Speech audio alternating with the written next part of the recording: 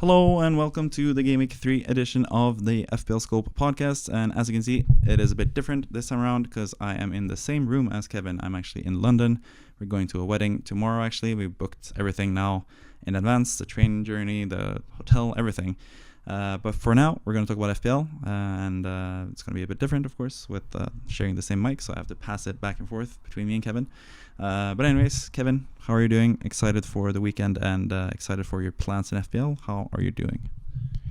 Yeah, excited, generally speaking, to be attending a wedding again, so close to one that we attended just a few weeks ago in Sri Lanka. So fun to be, in your company again, and also just to be seeing a friend of ours, a friend of the channel, James King, who we used to live with and also plays FPL with us and does surprisingly well from time to time. Surprisingly. Because considering the fact that he is so up and down with his transfers and does some crazy sideways moves and all types of things, it's going to be really great to celebrate him and Becca as well. So very much looking forward to that.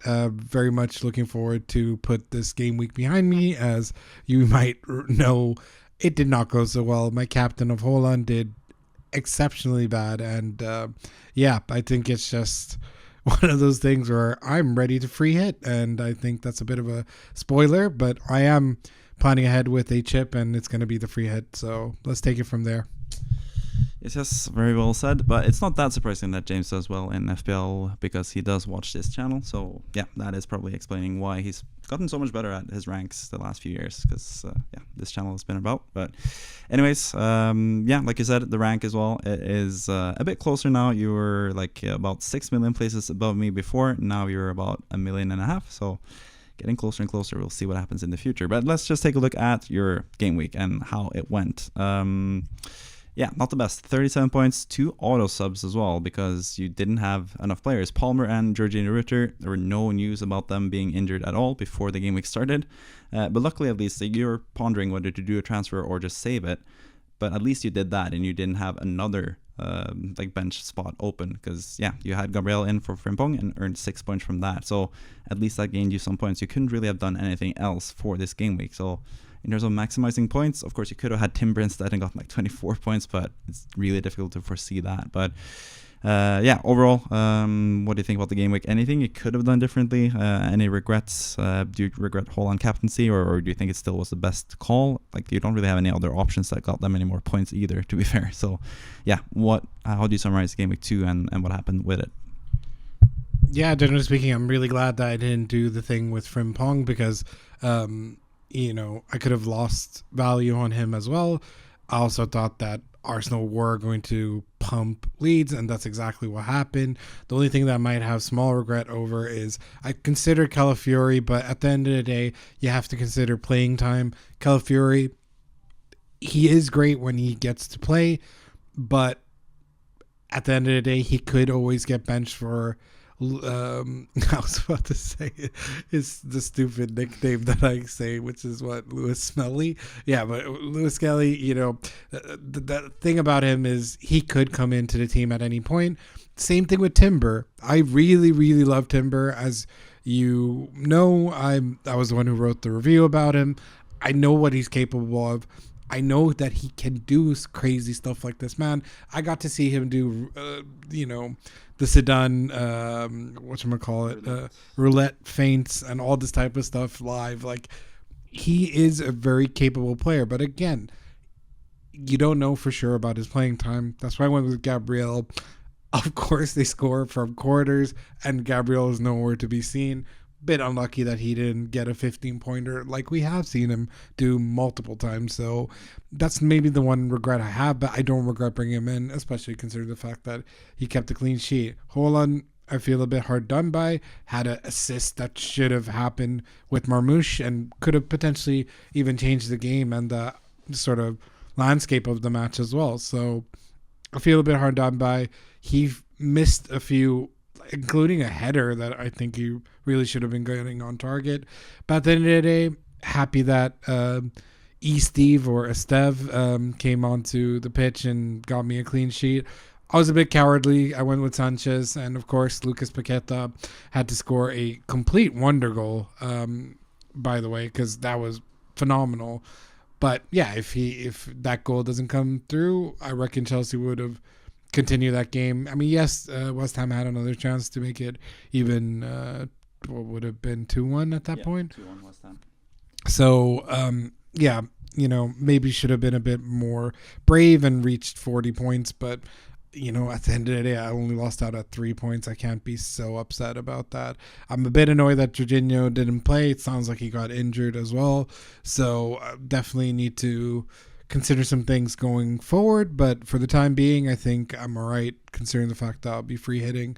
So it gives my players, including Palmer, the chance to recover and come back stronger. So let's see what happens. Yeah, fair enough. Fair assessment. I do agree with you as well. I think Haaland was probably the best call for captaincy. Like, you didn't really have much choice. Salah, I guess, but he ended up just getting an assist really late. That was the difference between him and Haaland this game week. Yeah. But anyways, that was your score, 37 points. Let's move on to Kimo, who had a bit better game week. He's still behind both of us in terms of rank, but he is looking a bit better now, especially with Joao Pedro there with 15 points. He's someone that a lot of people are looking to bring in now, especially for game week 3. And beyond that as well. But yeah, Kimo did, he actually was brave and started both Dubravka and Estev, and that worked out for him. Benched Sels and, Konsa he had to bench because he was suspended. But either way, got 59 points in the end. Pretty decent game week. Could have been better though, because Saka with 12 points, which is nice for a captain, but he got injured and subbed off early in the second half. Like, he could have had a lot more points if he kept playing in that game and didn't get injured. So yeah, a bit unlucky still, even though he got 59 points. Kimo, really good score, didn't do any transfers, saved up 2 transfers for this next game week. Team's looking pretty good for next game week as well, as we'll get to see with Kimo's plans. I don't think he needs to do a free hit like some others. And yeah, what do you think about Kimo's team in general and how his outlook is for the rest of the season? It's a very different team to yours because he has a lot of assets like spread around. You have like Salah, Haaland, and then a lot of cheap assets. He has Salah and then like Saka, Fernandes, Wirtz, Watkins, Joao Pedro, like a lot of like mid-price assets that you can't really get to quickly. So how do you feel you're doing compared to Kimo at this point with how you look into the future with their teams?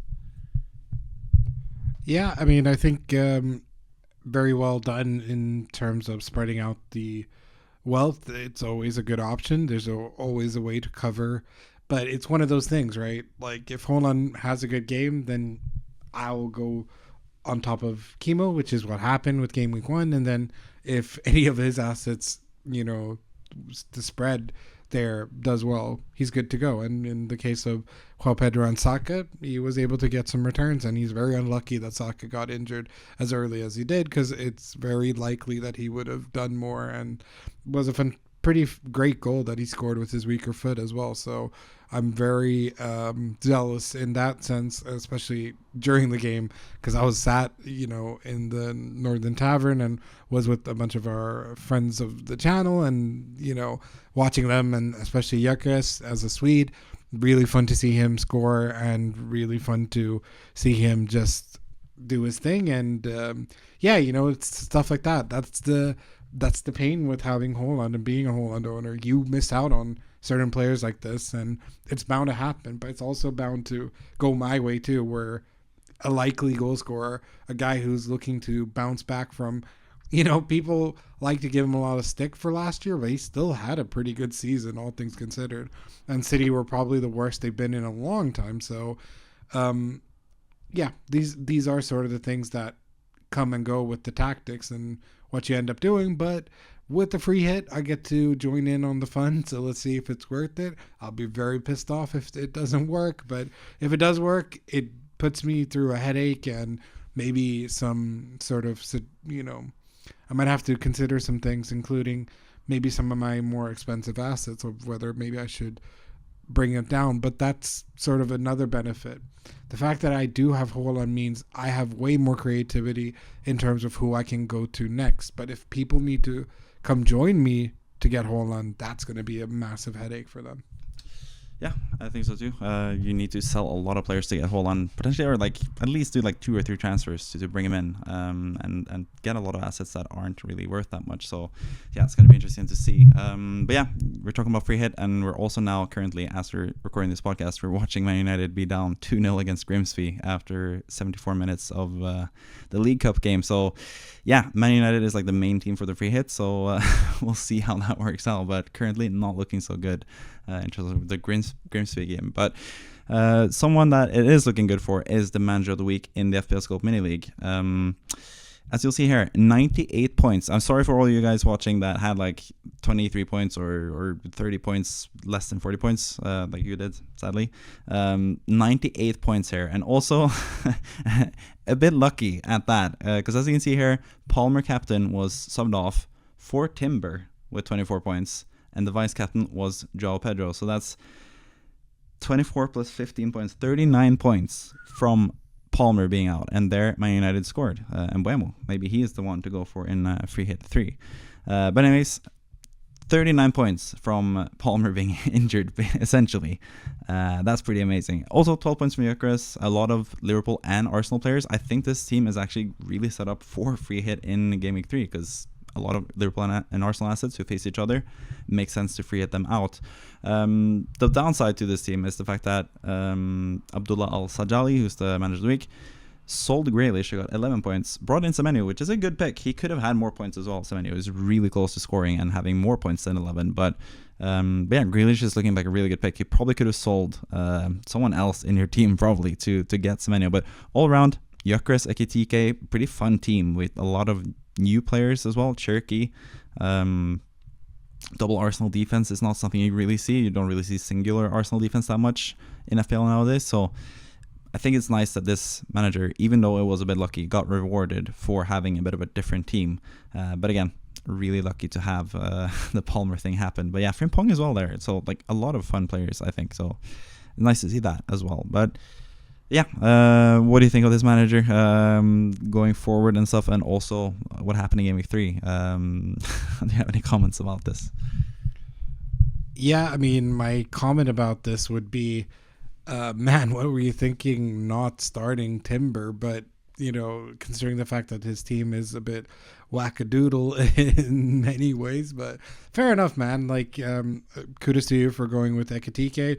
I did say that he could be a potential fun differential from the get-go, and it's nice to see him work out. I mean, I hate Liverpool, but, you know, it's fun to see someone who all of a sudden got so much criticism, like, oh, why did they just bought him to block Newcastle and blah, blah, blah. But hey, he's taken everything in stride and has technically scored in every game he's played for Liverpool. So, yeah, you know, fair enough to him. You know, that's 3-3. And yeah, I'm very, very happily surprised for him. And I understand why people are like, oh, you know, once Issa comes in. But maybe they might try and find a way to play both of them. I mean, Ekitike has shown a willingness to play on the wings and all this type of stuff. And I think it's a bit of a waste, but at the same time, there might be a way to accommodate both of them. And I think if you have Ekitike, you might as well play him. I mean, the thing is, Isak hasn't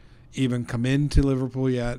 Even if he does, it's not necessarily certain that he'll play from the get-go. So, you know, kudos to you for having Ekitike. The thing that I can sort of, if I can give you a little bit of, you know, criticism or you know, shit, as I wanted to say, is the fact that Marmoush and Cherky, good choices, but again, a little bit under the pep roulette. So it's a bit quick to have one of them, let alone both. You should have really stuck with Grealish and brought in Semenyo, in my opinion, because Grealish is going to play all the time for Everton. Yes, the matches aren't the best, but the matches are certainly not the best for City either. So I would go Semenyo, Grealish. But hey, you live and you learn. You have 98 points.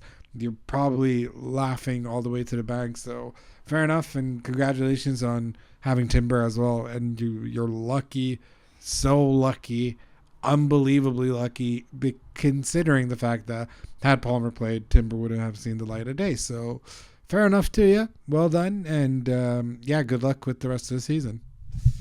Yeah, I think that's fair enough as well. And if you join the FPL School Mini League, you guys watching, and you are lucky, so lucky, incredibly lucky, then maybe you'll be the manager of the week as well, just like Abdullah Al-Sajali is, because we're not only going to talk about the previous game week, we're also going to look into the future for this manager and see what we will do for game week 3 specifically, and also maybe like some more long-term plans in terms of the team. We'll get to that at the end of the podcast, basically. Let's move on to the next part of the podcast, and that is going to be our predictions for this upcoming round of fixtures, really, game week 3. We have 10 different matches, some really fun matches in general. We're going to talk about 3 of them specifically. But first and foremost, I can just go through all the scores that we have predicted so far. I'm on the left with the orange, and Kevin is on the right with the green, basically. So Chelsea-Fulham. I have 2-1 for Chelsea. I think it's going to be a tight game because I'm going to have some Chelsea assets. So I think they're going to win 2-1, and I won't get any points from FPL, and Chelsea will still win. That's usually what they do to me because, they hate me and I hate them. You have 3-1 for Chelsea. A bit more faith in them because they have looked really good so far, especially against West Ham. But yeah, Man United against Burnley, we both have 3-0. This is the only result that we have completely similar with both the score and scoreline. Spurs against Bournemouth, I have 2-2, you have 3-2. We both expect that to be a high-scoring game, and we actually want to talk about the game, so let's just stop there and let me hear your thoughts about that game, because, really interesting match, all things considered. You have 3-2 to Spurs, so you do have Spurs as slight favorite, I assume. But how do you see this game playing out, and do you think it's like pretty much a given that it's going to be a high-scoring game, or do you think it's going to be an open game where anything can happen? Because it's really tough to predict with Thomas Frank and Spurs, I think. Like, we've seen 2 different iterations now in Game Week 1 and Game Week 2.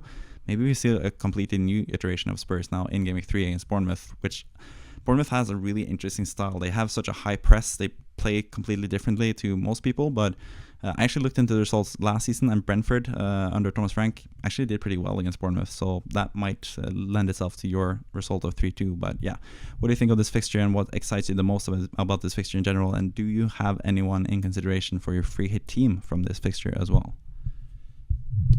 I think it's just going to be one of those games that is going to be gung-ho action from the start. I think it might be like sort of a classic, which is why I said 3-2. I think it's going to be high scoring, quite a lot of fun. Of course, Spurs have shown a lot of resiliency and been very good as of late, winning the first game against Burnley, winning away at the Etihad 2-0, which a lot of people would not have expected.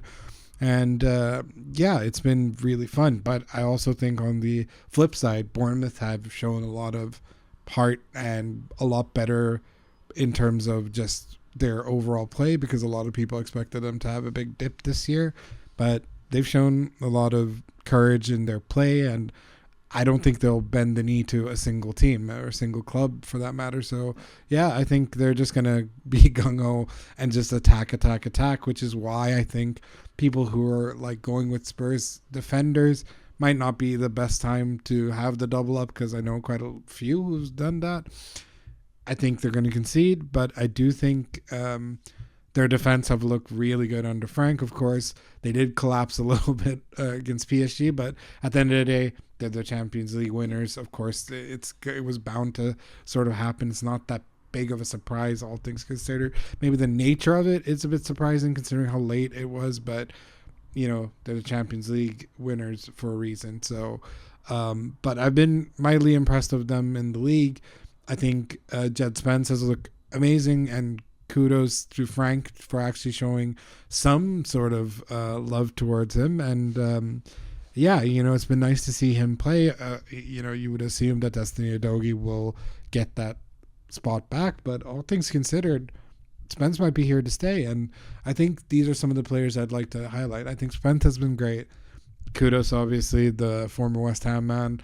He's been great. Regardless of what he's trying to say, he's been great. The former Everton man, of course, Richarlison. He's been great. He's been phenomenal, and I've been very jealous. And you know what? Fuck Solanke. I hope he continues staying on the bench because, Richarlison, 2 goals in his first game, assist in the next. Sky's the limit with the guy, and I really do feel that he should be back at Everton, and he should be somewhere where he's playing consistent football week in, week out. Even if he has to play down on the wing, sure. I mean, I think there's a way to accommodate him, Brennan Johnson, and Kudos in midfield, and Solanke as well.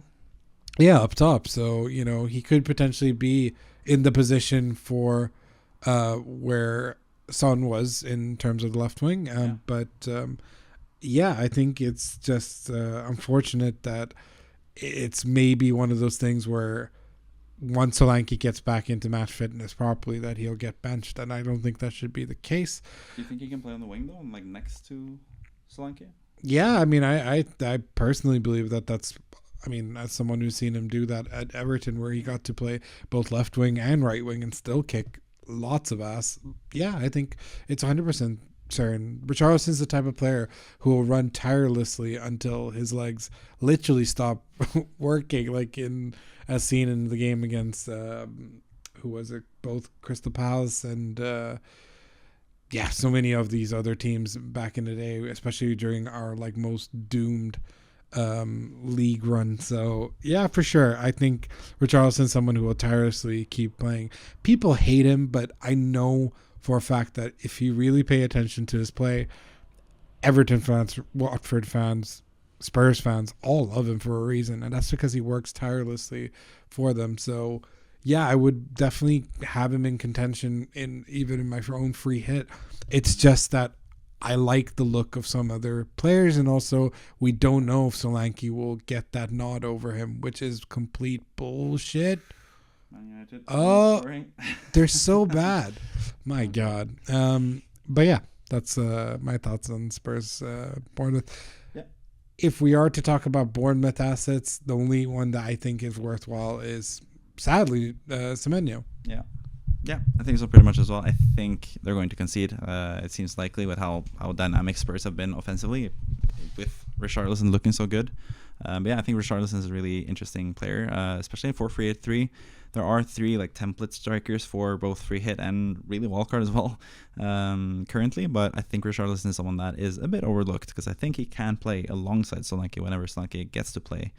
But yeah, the only worry for me with Richarlison and the playing time is the fact that he's playing for Brazil in the international break, so he's going to come back late. And I think game week 4 against West Ham, which is a really nice fixture, it might be Solanke starting up front, and he might do a good job there and get his place back, basically. So we'll see what happens with that match. But yeah, we also have Sunderland-Brentford this round. We have both gone for a Brentford win. I have 2-0, Brentford clean sheet. You have 2-1. Closer game for Brentford to beat Sunderland. Sunderland did win 3-0 at home in the first match, but that was against West Ham. So yeah, we'll see what happens against Brentford. Wolves against Everton, your favorite team, of course, as you can see on your jersey, your kit. We both have an Everton win. I have 2-1, pretty narrow win over Wolves. I think Wolves are still a decent team, but I think Everton have more firepower. I think Strand Larsen could score in this game because he scored twice against West Ham and looked amazing. But 2-0 for you as well could be feasible in this match. Leeds against Newcastle, sort of the same thing again. Like these 3 last matches, we've had 2-0 and 2-1, both of us, for all 3 matches. We just alternated between them. I have 2-0 for Newcastle. You have 2-1 for Newcastle. You think that they will concede. Brighton against Man City, which is a bit different between us, but we both have Man City winning. I have 2-1 for Man City. Tight game because I think last season Brighton beat Man City once and then they drew the other one. So I think it's going to be pretty close. Brighton are just a really difficult team to predict, basically. Then we have Nottingham Forest and West Ham. We both have a pretty clear win for Nottingham Forest. I have 3-1 because I'm going to have Nottingham Forest assets, so I am assuming the worst again, that West Ham are going to lose mightily, and I'm not going to get any points from it anyway in FPL. And then we come to the main event. Like basically, it's not the final game in this game week, but it is like the main match that everyone's looking forward to. Not necessarily in FPL reasons, especially if you're free hitting. You're probably not going to have too many players from this match, but Liverpool against Arsenal is going to be a defining match of this season for sure, this early in the season. With Liverpool looking a bit shaky but still getting 6 points, Arsenal looking not so good in the first match, getting 3 points, really good in the second match, getting 3 points. They're both on 6 points currently, and they're facing each other. That's going to be a really interesting game as Man United score 2-2 with Harry Maguire 2 minutes before full time. Interesting stuff. But leaving Man United aside for now, it's going to be a penalty shootout pretty soon, which is going to be a bit distracting for us on the podcast. But before we get to that, Liverpool against Arsenal. you have Liverpool winning 2-1. I have a 1-1 draw because I think Arsenal are just really tough to beat in these top 6 matches. But what makes you go slightly more edging it towards Liverpool rather than Arsenal in this game? For starters, you can pronounce their real club name, which is Liverpool. So I think with the spirit of, Arsenal. I mean, I just think Liverpool have had sort of that champions thing about them ever since that first game against Bournemouth as well. That the fact that they were able to turn around a game that they conceded twice in and then end up winning with a 2-goal margin, and then also just the fact that they were able to win that game against Newcastle despite everything. I mean, they were one man more conceded to a Newcastle side that didn't look great to begin with, and then all of a sudden just turned it the fuck on. Like, it just shows that they're the champions elect and they're the current defending champions for a reason. And sadly, I just have a feeling that they're just gonna somehow nick a win there. I think Arsenal, like, it'd be no discredit to Arsenal or their campaign in terms of the season if they end up losing that game, but I just think for whatever reason, Liverpool are strong at home for a reason. Ekitike's look good. Salah has barely been Salah in that regards, and I know that Salah has like not the best record against Liverpool either, but against Arsenal, but probably not the best against Liverpool as well in that regards. But did he score against Chelsea? Maybe he did. I don't remember, to be fair. But yeah, against Arsenal, it's not the best. It's usually a goal at most, and he doesn't really explode the way he does, like he does against Manchester United or against Everton or some of these other derby matches for himself. But that being said, I just like the look of Liverpool. I like the look of Arsenal too, so I don't think 1-1 is the worst sort of prediction. I think, like you said to me prior to the recording, it's going to be like what Moyes did against Leeds.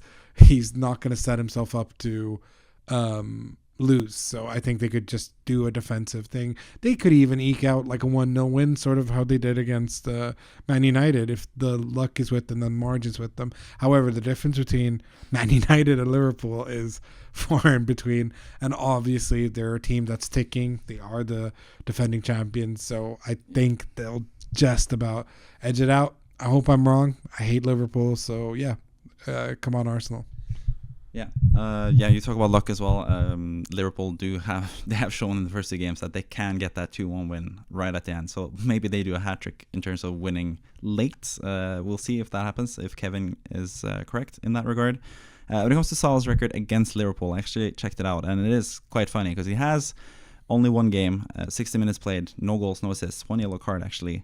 But he was part of the celebrations with Dembaba when Gerrard let it slip. So he has like sort of like a good record, I guess, against Liverpool. It's pretty funny that he celebrated like one of the worst moments in Liverpool fans' career. But now he's made so many good moments for Liverpool after a while. So I'm guessing they are sort of forgiving him after all that. But yeah, interesting game for sure. The final game of the game week, also between Aston Villa and Crystal Palace, I also find really interesting. Both like FPL wise, I don't think I'm going to have any players from this match, but it might be a high scoring game. It has actually been a pretty high scoring game in general back like the last few seasons. So I am slightly tempted to go with someone, for example, like Ismail Assar, who has a fantastic record against Aston Villa. I think he has like 7 goals and 3 assists in 6 matches or something like that, which is absolutely crazy. So yeah, I think that's going to be interesting, and that's why I also have 1-1. I think it could be goals for both teams, but I think both teams have also been better defensively than offensively so far this season, at least. But yeah, in terms of FPL assets here, especially on a free hit, and also on the topic of Aston Villa, like what do you do with Watkins and Rodgers? What do you make of Aston Villa so far? Is it just that they've been unlucky with who they've faced? They faced a pretty good, at least like organized Newcastle side that was tough to break down. And then they face a Brentford who had gotten a lot of players back, Damsgaard, Dango, a couple others as well. And they were really up for it at their first home game. Like, I think they've sort of been hard done by with the fixtures, but what do you think of the outlook for Aston Villa going forward? You obviously think they're going to win against Palace. You have 2-0, I have 1-1. So yeah, why do you think it's going to turn around, I guess, is the question for Aston Villa here against Palace, who have been pretty solid so far. Drew Chelsea 0-0 in the first game, which is pretty impressive, all things considered. So yeah, what makes you think Aston Villa will go ahead and win this game? Yeah, I think just... I think they're going to be super frustrated that they didn't get more from the matches that they've already played in. I think against Newcastle, especially when they're playing at home, they probably expected that they'd get something out of it. And a draw is not the worst thing, but considering the fact that Isak wasn't even playing, it is a bit of a downer not to be winning that. I also think, obviously, the Brentford game is awful in the sense of, like, if they want to reach the heights that they have done with this Champions League, which is, potentially doing a cup run, all these sort of things, these are the sort of matches you have to win, of course. Dango Unchained, like, you can't pretty much, oh my god. You can't expect them not to get a result there, and then they end up going empty-handed. Martinez, not at all looking like the goalkeeper that we know he's capable of. So many things that just could go wrong went wrong. Morgan Rogers blanking as well. I, for one, am happy that I don't have him in that regards, but I know it's going to eventually punish me, and I think this is the game where not having Aston Villa assets will punish people. And I think Watkins doesn't usually go too long without scoring, and I think this is where he might do it. Of course, he usually is a storyline player and usually scores against his former club, which didn't happen. So, history is there to be broken for a reason, and, as we say in Swedish, bollen är rund, which means, the ball's round, so anything can happen. So, but at that regards, I still think, like, this is where Aston Villa get their season going. They have really good fixtures. I am not one of those people who would say sell. It's like all these people who've sold these crazy assets. Like, I've only sold a player out of necessity, right? I sold Frimpong because he got injured. I probably might have kept Frimpong if he wasn't injured otherwise. So, if I were you, if you're not free hitting, you have Morgan Rogers or you have Watkins, I'd say keep.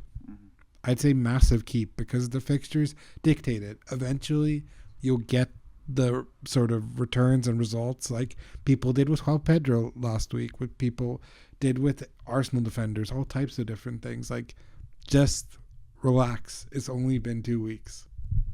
Yeah, I think that's a fair assessment as well. I would not sell Rodgers or Watkins personally either if I had them and I was not free hitting. And I'm going to get to eventually on your free hit what you will do in terms of their players also. But yeah, now Man United against Grimsby went to penalties, which is going to be really interesting because Fernandes, Mbeumo, and Cunha are all on the pitch at the same time. Who will take the first one? Who will score? Who will miss potentially? Like, this is actually pretty interesting in terms of FPL as well to see who might be the penalty taker. Yeah, just on the topic of that, while we're at it, do you reckon before we see who's going to take the first one, do you think Fernandes is still going to be on penalties, or do you think potentially Mbeumo or Cunha could take it away from him? Yeah, I think it should be a Fernandes penalty, like in that regards. Like, I think he's gonna be too stubborn not to take the penalties. He'll be able to write off the miss as, it interrupted my whole flow and he didn't apologize and that threw me off. And fair enough if it did, but at the end of the day, stop being a baby and just go and score. So of course we have, like you've mentioned in the past, that when he's missed penalties before, he's allowed Rashford to take them and this player to do this and that. But yeah, I think honestly, you were the one who got the most goals and assists for your team last year. You might maybe throw one to Sesko just to get him going, this sort of things, right? But I think at the end of the day, considering how tumultuous their season has been and stuff like that, I don't think there's enough like feel good factor there. I think he has to take the penalty to get the season going and all this type of stuff. Maybe I could see him giving it to Mbuemo, but I don't think Cunha is going to be the one to take the penalties. If people think Cunha is all of a sudden a penalty taker, no way. It's between him and Mbuemo. I still think it's going to be him who takes it. Yeah, I think that is a fair assessment. I still have Fernandes as like the slight favorite to take penalties, but I think it's more like 60% Fernandes maybe, and then like 30% Mbuemo, and then like 10% shared between Cunha and Siskel, who's also on the pitch, who might take a penalty and miss or score or whatever. It's going to be really interesting to see actually, as we're doing this live next to the, or not, we're not doing it live, we're recording this, but we're doing it as the Man United penalty shootout is going to happen with Onana in goal as well. So there's so many things to think about for this match in general. But let's also move on while we're watching and commentating as well on the penalty taking. Let's go to the fixture ticker, and there's just like one specific thing I want to talk about when it comes to the fixtures, and that's mainly Arsenal, because we've talked about them playing Liverpool, which is a tough game, but that's not the only tough game that they do have. They have Nottingham Forest at home. They struggled against Nottingham Forest last season. Even though it is at home, it might be a struggle again this season. Then they have Man City in Game Week 5, which is also going to be a tough game, even though they were the much better side against Man City last season, and then they conceded super late with one man down. And then they have Newcastle away, another team they really struggled against last season. So they have Liverpool and Man City, and two teams that they've really struggled against who are really good defensively. Then they have West Ham and some really good fixtures after that. But like for the next four fixtures, it's not looking too good for Arsenal. So I'm wondering, like, if you're sitting with Arsenal assets now and you're not free hitting, for example, or you're not wildcarding or using any chips, what do you do with your Arsenal assets? What do you do if you have Gyökeres only? What do you do if you have Saka only? What do you do if you have both, or any of the defenders and stuff? Like, how would you navigate Arsenal going forward with the bad fixtures that they do have? Like, what do you think of their assets in the next 4 game weeks? Yeah, I think Arsenal is one of those that, you know, you need to be a bit careful if you've like doubled or even tripled up with them. I think it's just gonna terrible. I just think, sadly, with Saka, it's a bit unknown how long it will take, and because I think Arteta shouldn't rush him back, and I think that's been sort of a schoolboy error that they've done multiple times with him. So I think Bruno Fernandes, Pentagon number one, of course. And I think, generally speaking, if you have other defenders, try and play them in instead of the Arsenal ones. Like, Arsenal might try to set up to just defend against some of these teams, but considering a lot of their matches are at home, you could play them. You could still, I think Gabriel could easily, for example, score against City. He can score against Nottingham Forest. He could potentially do something against Newcastle. So it's not the worst. And what a good pen. It's not the worst. And I think, generally speaking, just be a bit careful if you've got triple up, because you could see where maybe, for example, if you have a Saka, you could make him into a Kudos. You could potentially make a Gyökeres into, am I gonna really say his name? Chris Wood. Yeah. You know, considering the fixtures dictate this, and I think it's fine. But that being said, you know, I used to say Saka was fixture proof, and I still believe that. And, you know, prayers to him. I hope he gets back much faster than this and all this type of stuff. So Arsenal can become one of those teams that, regardless who they're playing against, you can still back them. So, but I'd be careful. You know, I think they don't have the best games, and there's a reason why I avoided them like the plague, and I don't regret bringing big old Gabigol against Brentford, even though he got screwed over from not scoring. But I would look elsewhere. I don't hate the looks of Aston Villa, Nottingham Forest, Spurs. Am I going to say Man United? I'm not going to say Man United. Chelsea, and even Liverpool assets. They don't have the worst games in between all of that. So just look ahead. Yeah, I think so too. And Mbuemo stepping up to take the second penalty for Man United, and he does the hop step and he scores, taking it out of the page of Bruno Fernandes. So both Fernandes and Mbuemo have scored.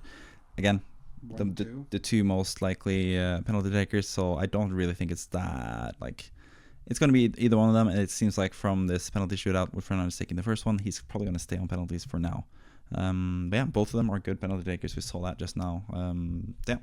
But yeah, you did mention Chris Wood, and I think that's actually a nice segue into the next thing I want to talk to you about when it comes to the fixture ticker, because I want to talk to you about one of the teams at the top, and that is Nottingham Forest. To have this is the jumping on point for Nottingham Forest players, whether you're free hitting now and buying someone for game week 5 and 6, or if you're buying someone for game week 3 to have for the next 4 game weeks. They have West Ham at home, then they have Arsenal away, where you can just bench whatever assets you have from there. Then it's Burnley away, and then Sunderland at home, as Onana saves brilliantly the third penalty from Grimsby.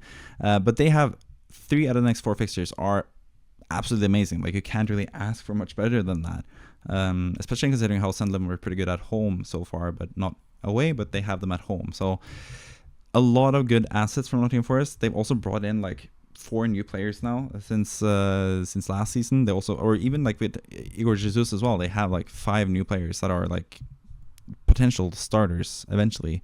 Douglas Luiz is interesting, 5.0. What will he do to affect not Nick Anderson, but Elliot Anderson's minutes?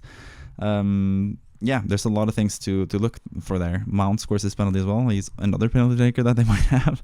United, but yeah, Nottingham Forest assets in general. Who are you looking at there? They have been a bit disappointing in terms of conceding in both games. They were really unlucky too in the first game, and then the second game not so unlucky because Palace were pretty good in that game.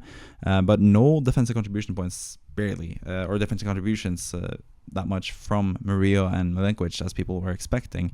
And offensively, it's a bit hard to know. Wood is probably going to still start, but his playing time with Igor Jesus and a lot of Kalimundo as well, who's another striker there, is his playing time going to be consistent? What do you think of Nottingham Forest assets, and which Nottingham Forest assets do you think are the best? Maybe I should ask to rank them top 3 potentially. Who do you like for Nottingham Forest and why, basically, for the next 4 game weeks? Yeah, I think there are quite a few that I actually like, and I might list more than 3. I think, okay, if I'm going to put it like that, Milinkovic, guy that I said that you guys should have signed instead of who? Zuma. Yeah, instead of Kurt Zuma. I've been high on him. I think he's always great. I think... and Kilman and Aguerd and Todibo. Yeah, I think a lot of the Dallow's taking a penalty. What the hell? Okay. Yeah. I think he's great. I think the Serie A man, Dan Ndoye, has been pretty solid, and what an incredible assist that he got. Yeah. Really great header goal that he scored in the first game, and then an amazing assist in the second. Sky's the limit with that guy. He's not that explosive, especially if you compare his Serie A stats as well, but he didn't play for a team that was that great in that sense too. So I think he's great. I think Anderson has shown that he's pretty good. So I think, generally speaking, would it be Milinkovic, Ndoye, Wood? Would I go Anderson that high? I think I might. And I also really like, obviously, the Ainas and Williams of the world. I even like Sells. So I think that there's a lot of players there that you can choose, and that's what I think makes them so great. The fact that they have a lot of players where you can get points from. So it just all depends on what you value. If you want to save a buck, you'll pick one of the... Oh my God, that's one of the worst penalties I've seen Cunha take. Are United about to go out here? So, yeah, I would say there are a lot of different price points that you can get the players from and the points from. I think Chris Wood is reliable until they eventually stop playing him, and I think they'll stop playing him when he stops sort of scoring. Yeah, and he has been overperforming for a long while. Ever since that hat trick against Newcastle, I'm just like, Jesus, when will this end? And apparently never, because he's had very, very good seasons, and credit to him, at the end of the day.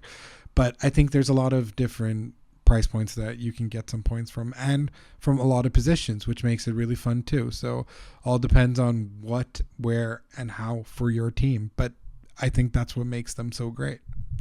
Yeah, as well said. They have a lot of great assets, and I think you should try to get some of them.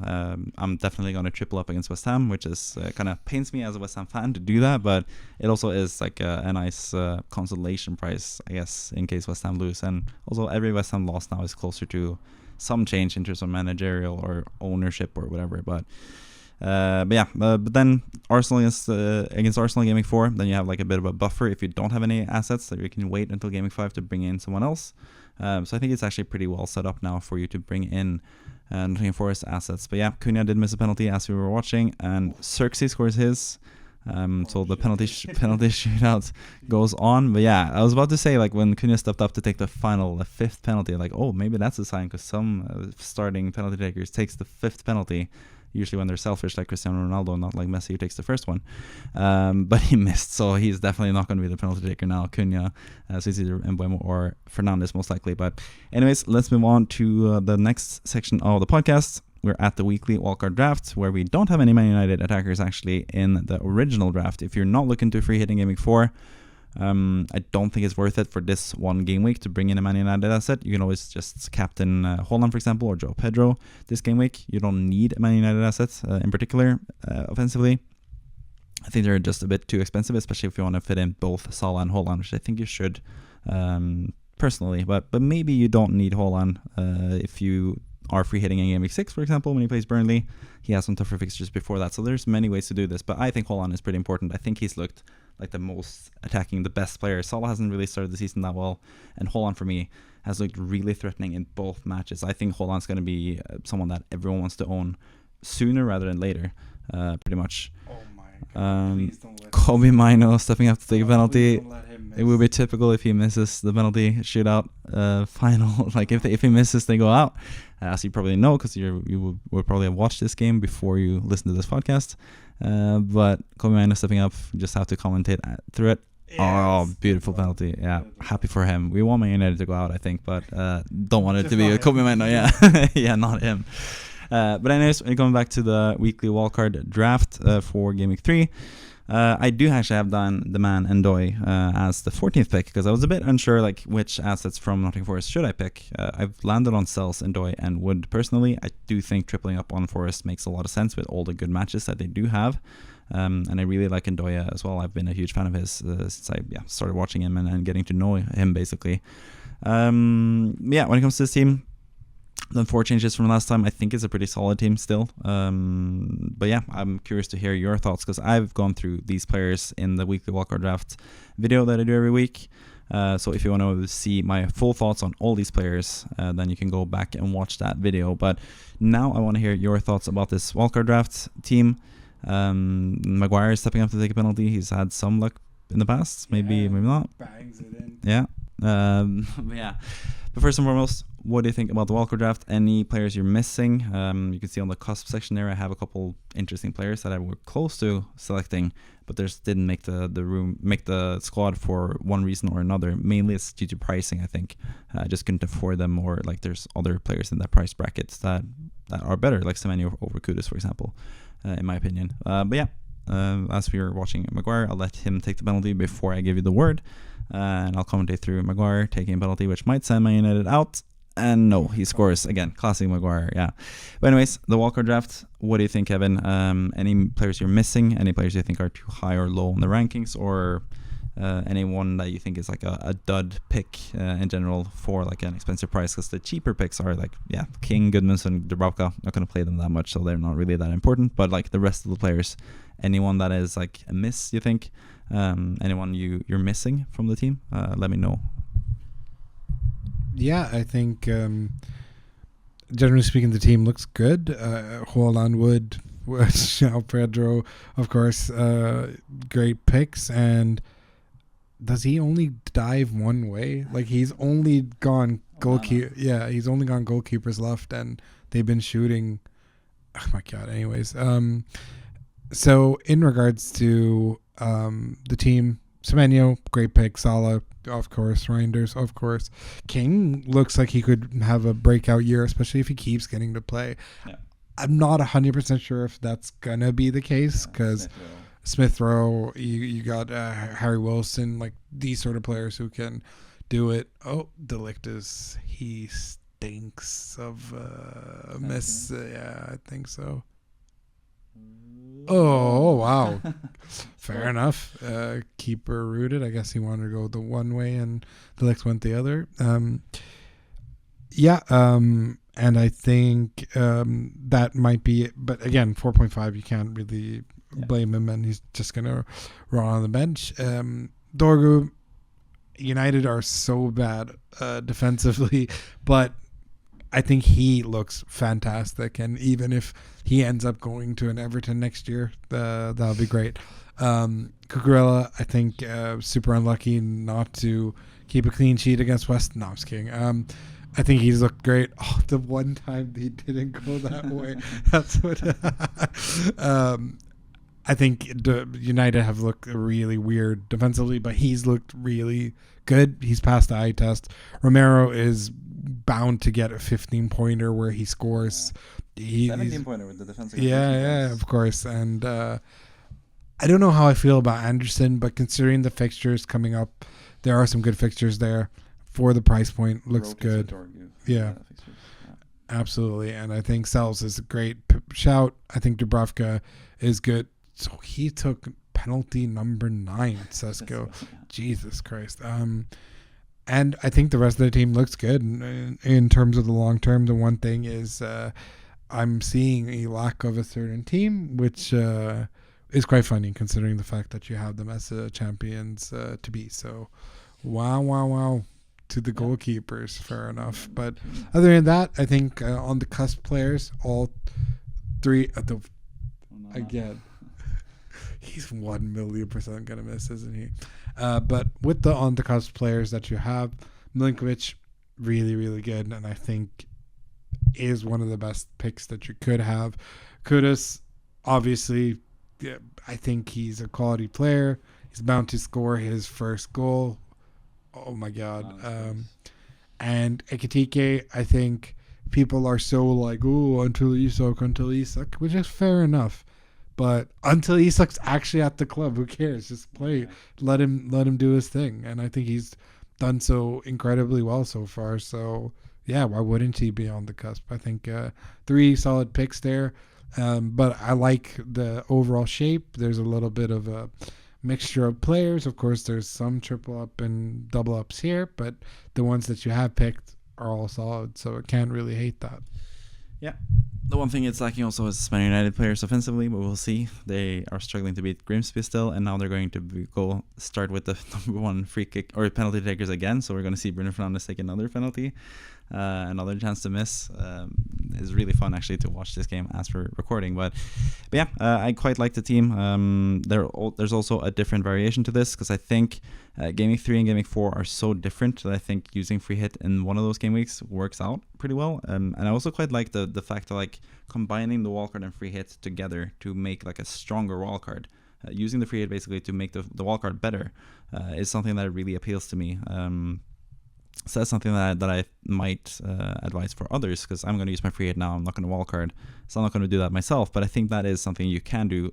Specifically, also like the most. Now Fernandes taking penalty again. Scores another one. Seems to be back confident and no referee to distract him this time.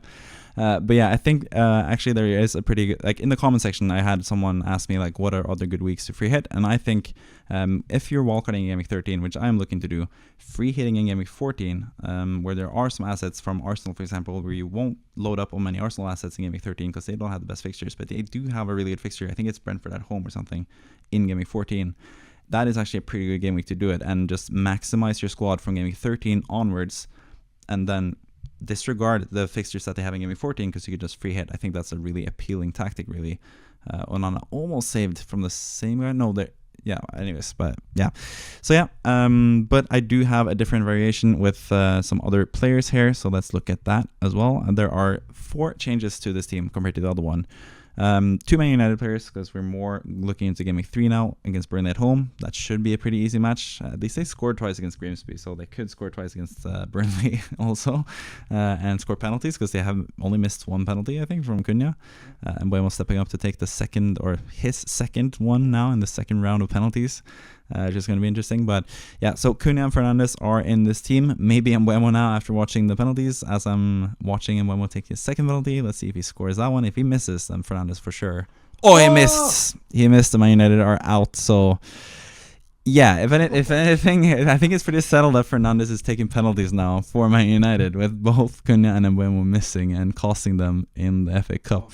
Crazy scenes here with the storming the pitch and everything for Grimsby. That's really interesting. So yeah, we've gotten that answered now, but at least I have Fernandes in the wildcard draft variation, because I think he is with or without penalties. Now with penalties, I'm assuming. And with extra defensive contribution points, Fernandes is going to score sooner or later. And if he had scored that penalty, if not for the ref incident, maybe he would have scored, because he's shown that he is a good penalty taker still. If he had scored, he would have gotten like 12 more points, and he would have been someone that a lot of people would bring in this game week rather than Cunha. But I do like the look of Cunha. I think he could also be pretty vengeful after this penalty shootout now. And I think he's going to be a solid pick for game week 3. But now I'm leading maybe more towards Fernandes as the other player to have on a free hit, for example. But in this wildcard draft, Cunha is coming in for Salah, because again, if you're free hitting in game week 4, you could just bring in Salah against Burnley on the free hit. Same with Ekitike, no need to add him because you're going to get him in the game week 4 anyway with the free hit. Fernandes comes in for Ndoye because we have a lot of money extra in the bank because of Salah going out. That also gives us enough money to upgrade to Milenkovic from Goodmanson. So this is a much stronger 15-man squad, which is good for bench boost eventually. But Milenkovic with those really good fixtures, he's really appealing. And then Agbadu rather than Anderson, because of course we game a 4 free hit. You don't have to think about game 4, where Agbadu has a tough match against Newcastle away, and Anderson has Leeds at home. So that's why it makes more sense to have Agbadu, who's pretty similar in terms of value to Anderson. It's just the fixtures lend itself more for the free hit in game 4 with Agbadu. So first and foremost, how do you like this variation? And also, what do you think about the thought of using the free hit right after a wildcard, as in this instance, to maximize at least the wildcard and then have a pretty good squad for the free hit as well? Yeah, no, I think that's a very interesting tactic. I mean, obviously not one I'm going to be following considering how things are going, and I have a feeling that I'll be wildcarding a week later. So, yeah, I think it's generally speaking a good tactic because I've seen people do it in the past. So, yeah, let's see how that shakes out. And I think, again, it's always fun to get in players that you wouldn't have normally, and also riding on their good fixtures, because eventually it will come true and you will get the points in. So for sure, I think it's a more than viable option as long as you have the patience for it and you have the team for it, because it does, things will change, injuries can happen, all types of things. All the best laid out plans could crumble just in front of you. So, but that being said, on paper, sounds like a great idea. Yeah. And specifically with the team, any players that you are against when it comes to Cunha, Fernandes, Milenkovic, Agbadu? No, I think generally speaking, these players look great, and yeah, I can't fault it, to be honest. It's just a question of seeing where Wolves look in that time, but other than that, all looks good, and I can't fault it. I just can't believe that this is how Man United went out. Yeah, crazy game and crazy implications as well for FPL. So that's very interesting with Man United. But I assume Everton are through as expected. 2-0, nice. Beto and Beto scored. Okay, cool. But yeah, let's move on to the next section of the podcast, and we're back to your team actually and your plans for Game Week 3, and that is free hit. And this is a bit of an earlier iteration to your free hit when you had Salah still against Arsenal, and you have Semenyo, you have a couple other players that you have made some changes to the team. You have Watkins. We talked about Watkins and Aston Villa maybe scoring. You have that as a 2-0 win for Aston Villa, and Watkins is the most likely scorer there. So it makes sense, I guess, but no Haaland if that's the case, which would be interesting if you're free hitting away from Haaland since you have him already in your squad. That would be an interesting shout, especially with Salah instead. But yeah, this is your team in general. You have Pedro Porro in defense. I can just go through the team. Sels in goal, Cucurella, Dorgu, and Pedro Porro in defense. Midfield is Salah, Bruno Fernandes as captain, Semenyo, Dan Ndoye in midfield.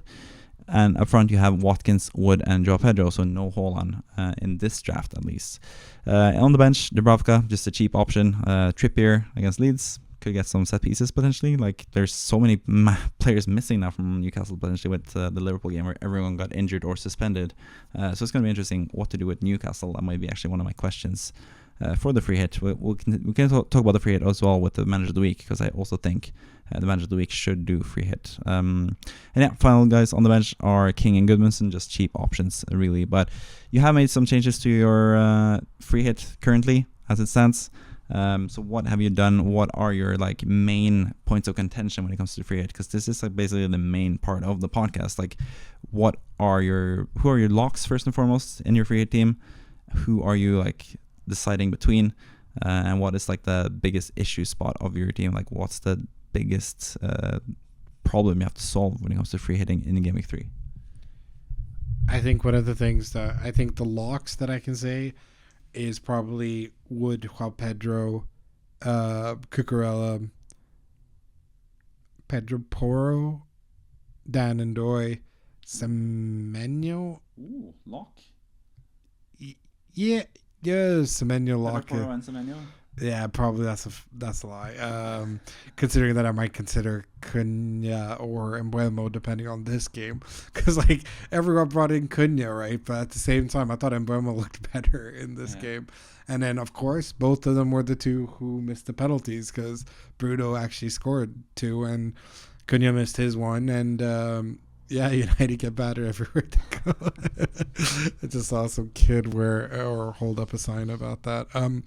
But yeah, I think, okay, fine. Locks are Wood, Juan Pedro, Fernandes, Cucurella, Dorgu, and potentially that's it. Maybe Sells. Potentially is not a lock. So. Yeah, I mean, I like the look of Sells against West Ham, and I think maybe defensively I need to make sure that I have a sound keeper. So yeah, I think Sells might be it. But again, they've conceded in every single game, so they have not been as good as everyone thought that their preseason, where they were keeping clean sheets left and right. And not scoring, and they're doing the opposite of that. So, but yeah, okay, fine. Cucurella, Dorgu, Fernandes, Wood, and Juan Pedro are my locks. I think I will be getting rid of Salah.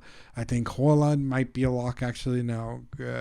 Looking back, I think that could be the case, and might be even a captain or vice captain option, because I really like the look of it, man. I think out of a lot of the players here, besides like Semenyo, who's looked great the entire season, I think Haaland's looked great the entire season. Has been unlucky not to.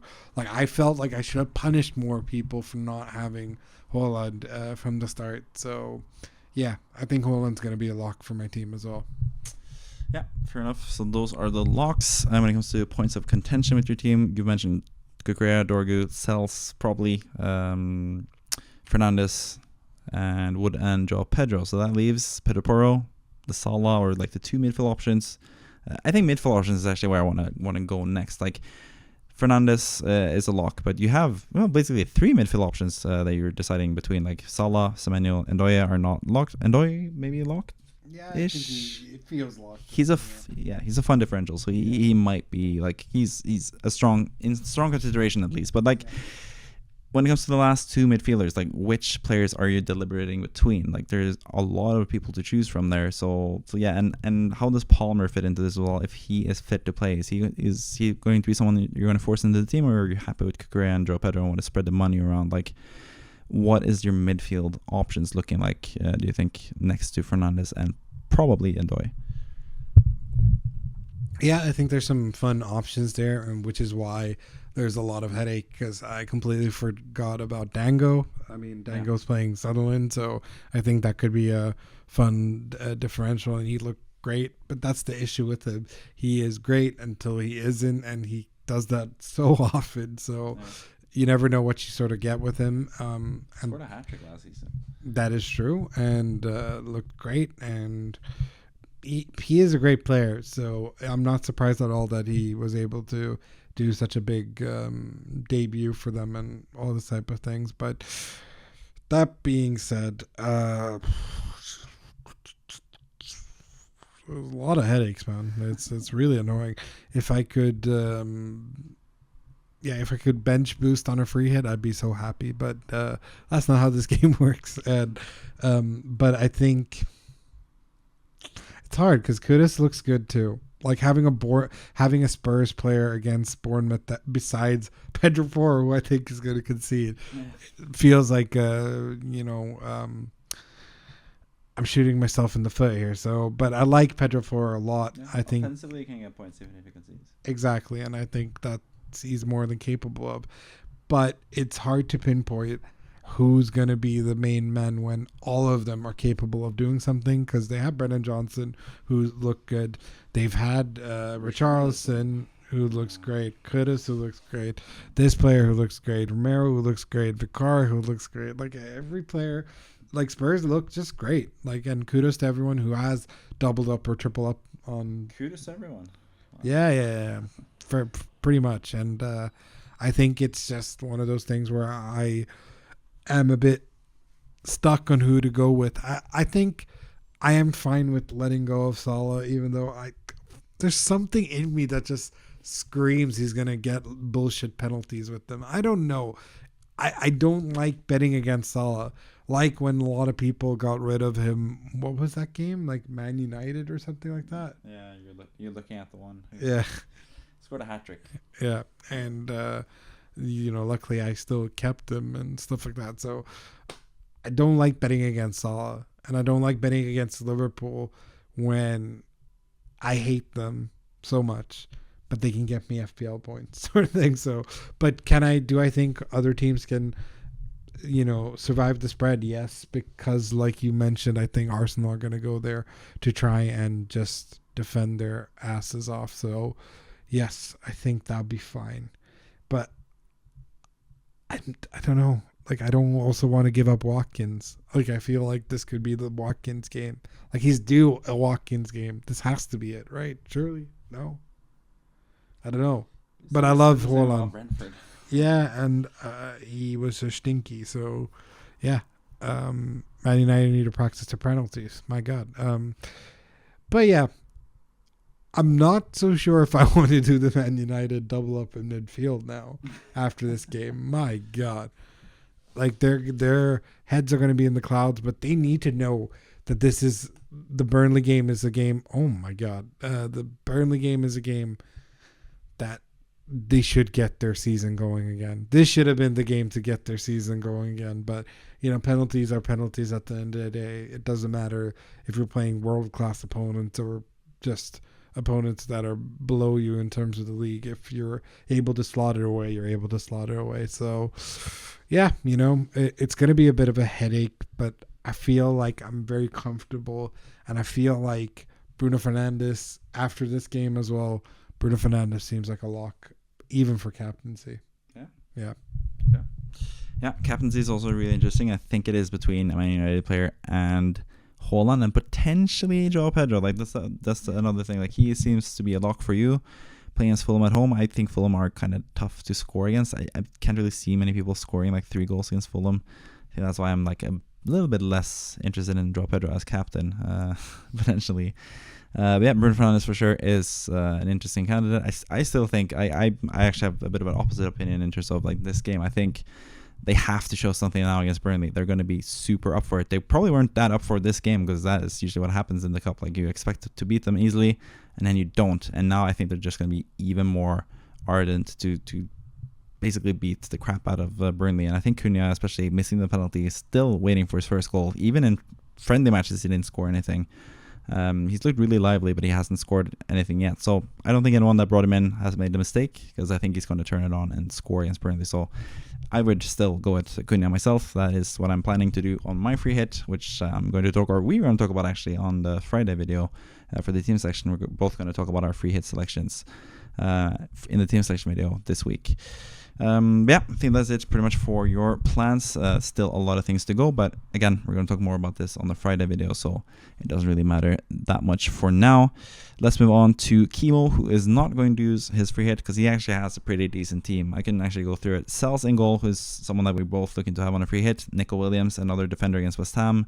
In defense for Kimo, Konsa against Palace at home. That's okay. Palace haven't really scored that many goals so far, but Sarr is probably going to score in that game, as he usually does. Fernandes, Pedro Porro, who you had in your free hit team, so he's actually a good player to have. Salah, who you also had in your original free hit team, he's also a decent player to have. Saka, who's injured, but he is getting sold. To Kudus, basically. That is pretty much confirmed that Kimo's going to go from Saka to Kudus, which is going to save him a lot of money. We'll get to the transfer options. We can actually mention that now. Like Saka to Kudus, he could do Marquinhos to Wood, as we'll talk more about later, and have a really strong team. Bruno Fernandes as captain, like you just mentioned, against Burnley. Like, this is a really, really strong team already, as you can see. So yeah, also Florian Wirtz in midfield, Dewsbury Hall against Wolves away. Wirtz is not the best playing against Arsenal, but could still work. Could also sell him for another midfielder. Could have Semenyo or Ndoye or something like that. Watkins and Joao Pedro up front, two players that you also had in your draft. Like, this is pretty similar to your draft, like without using a free hit, which is kind of interesting. So definitely not a free hit for Kimo. He has a really good squad for this upcoming game week. The bench is just 2 Burnley players and 2 Sunderland players. So yeah, let's not talk about that situation. But yeah, when it comes to the transfer plans, Saka to Kudus seems to be a lock. Should Kimo pull the trigger on Marquinhos to Wood for this game week, or should he wait and see potentially if he wants to get in someone like Ekitike? You probably don't want to sell, especially if Watkins turns it on now and scores against Palace and Joao Pedro looks good again. It is probably Guyu to Ekitike, which might be the moving game week 4, especially if Isak doesn't go to Liverpool. Ekitike is going to be someone that everyone wants to bring in. So do you get Wood, Kevin, straight away, or do you wait and see with Ekitike basically, or someone else in future game weeks? Like, what would you do if you're in Kimo's shoes and you do Saka to Kudus and then one other transfer? You also have Wirtz, so you can sub to a different midfielder. Like, what would you do in Kimo's instance? Yeah, I mean, I think in regards to his team, for sure, Chris Wood looks like a very good option. I think Kudus as well, to sort of balance the lack of Saka, could do perfectly well. So I think it's not the worst sort of situation, and I think Liverpool's matches aren't the best going forward in comparison to Nottingham Forest. So I think you could wait with Ekitike, especially considering the fact that simply on the fact that Wood has the better fixtures, but I don't hate either or. So if you go with Wood, I think you'll get a good striker. If you go with Ekitike, I think you'll get a good striker. Ekitike from game week 4, I should say. Like, save the transfer and get Ekitike game week 4 against Burnley. Sure, you could do that. Yeah, absolutely. And just wait. Yeah, exactly. So it's either or, right, at the end of the day. So I wouldn't hate, because he has 2 free transfers for this week. Yeah. If you're going to pull the trigger, you might as well pull the trigger already with Chris Wood. But if you're going to wait, then maybe, yeah, Ekitike could be worth the look for that game, especially because they're going to get absolutely pumped. Yeah. Also, like I mentioned previously with the free hits, like game week 3 and game week 4 are complete opposites. So yeah, Kimo's team looks amazing for game week 3, but probably not as amazing for game week 4. He does have Salah against Burnley, which is the most important part for game week 4, but could potentially do free hit in game week 4 if that's the case. But yeah, we'll see. I don't really know what Kimo's chip plans are currently, and yeah, I don't think I mentioned it at the start of the podcast, but Kimo is the 3rd founding member of the FPL School podcast. He's going to be on the podcast pretty soon as well. We're going to make him do an episode with us, like the good old days. I was actually with him earlier this week, and yeah, he's excited for the season as well as us too.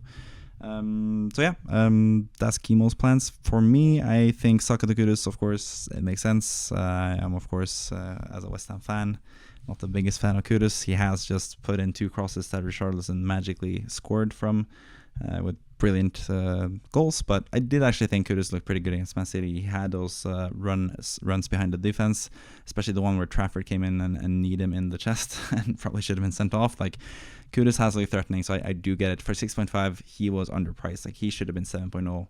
I think that would have been a more interesting price point, because I think 6.5, he is a pretty good option actually. So Saka to Kudus saves you a lot of money as well. So enough money to bring in a 7.5 forward, which is like the main spot to bring in players at currently.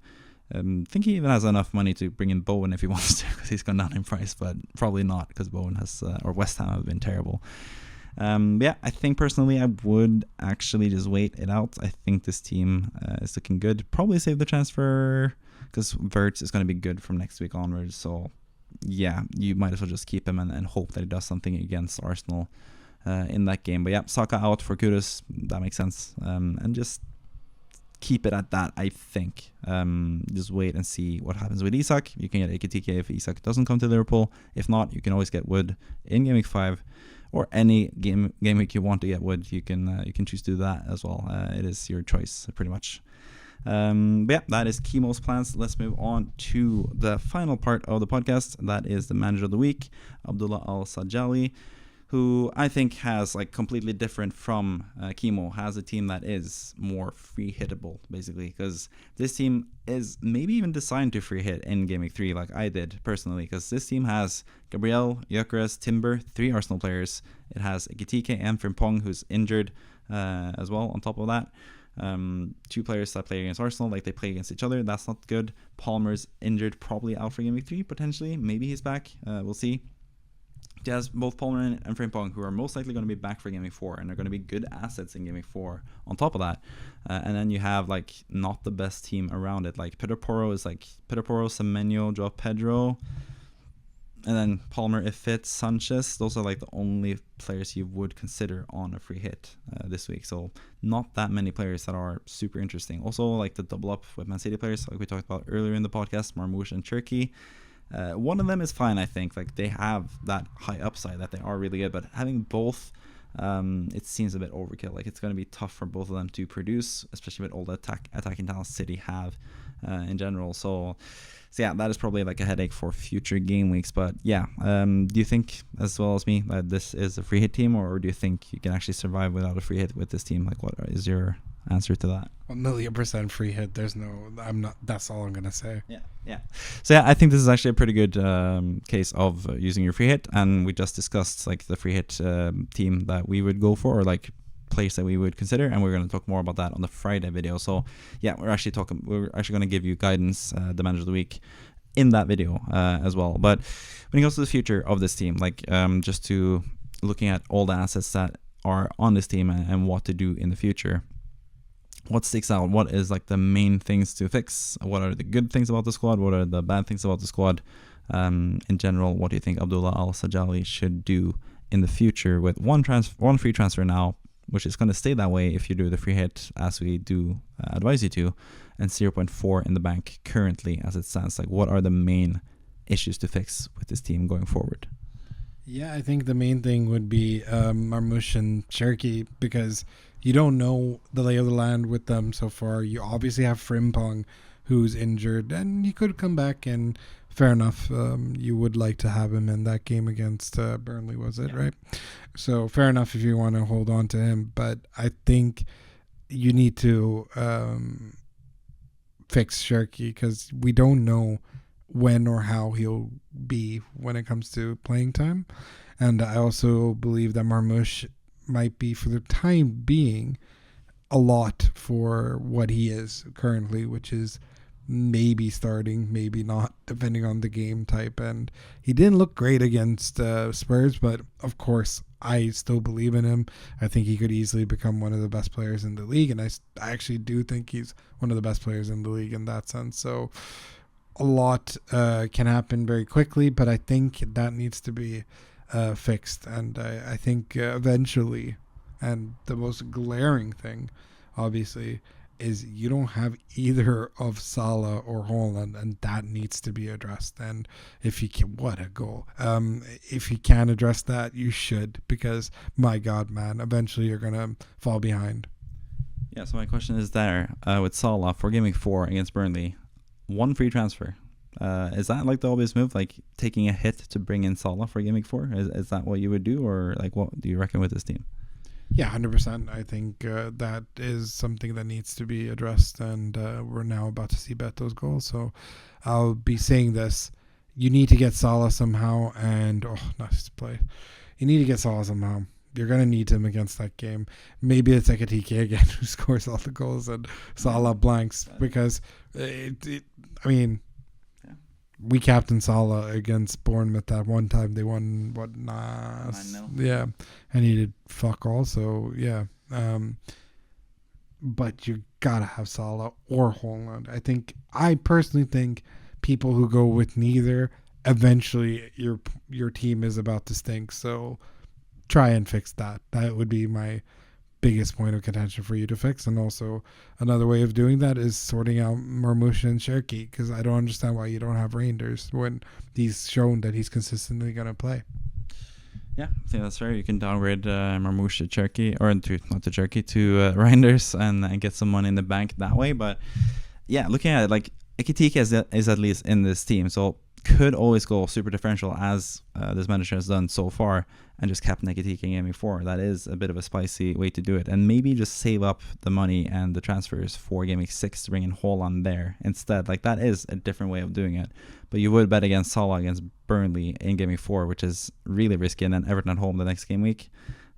Also going to be interesting to see that game this season, I think. So yeah, that is a thing you can do. I think personally it is an interesting thing. I usually am against using hits, but I think to bring in Salah and having alongside Ekitike as well is probably the right play, I think, in Gaming 4 when you get there. But for now, free hit in Gaming 3, reassess after. You're going to get Palmer back from injury, hopefully. You're going to get Frimpong back from injury, hopefully.